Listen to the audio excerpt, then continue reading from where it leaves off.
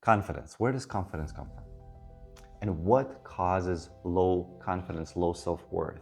Confidence is associated with quality of life, the ability to form meaningful and healthy relationships, ability to create wealth and abundance in your life.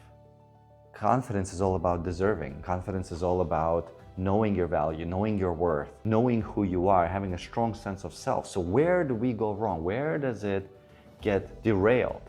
Right? As children, when babies are not worried about being too much or not enough or not lovable, right? As toddlers, we don't care what we wear. We're not worried about being rejected, right? We are who we are until a certain point where we stop being who we are, where we start becoming self-conscious and we start closing off and hiding. And where does that come from? And a big part of it actually happens from some degree of trauma. And this degree of trauma is tragic because it is intergenerational. It's perpetual from one generation to the next. These stories about who we are and our worth and our value gets passed on. And how does this happen is when a child in particular experiences someone, their caregiver, projecting their own insecurities, their own frustrations, their own fears onto the child. When a caregiver doesn't have the capacity to, or the consciousness or the awareness, oftentimes well-meaning parents do this, where they go past their threshold, where they are overwhelmed, when they are stressed, when they simply don't have the capacity to be with their own experience. And because children naturally reflect back to the parents what the parents don't want to feel or see within themselves, what often happens is that the parents begin to project onto the child.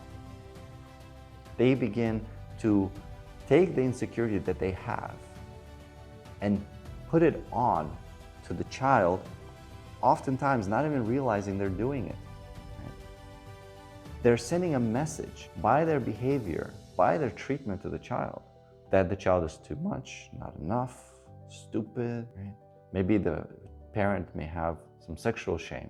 And so the child may trigger that sexual shame just by being free and open, running around in their underwear.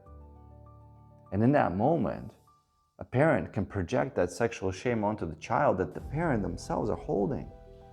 And then the child then takes on that shame and starts internalizing as their own. And this happens so often. They start internalizing these messages that I'm ugly, I'm unworthy, I'm not enough, I'm unlovable. And then they live their life with these messages as being the truth.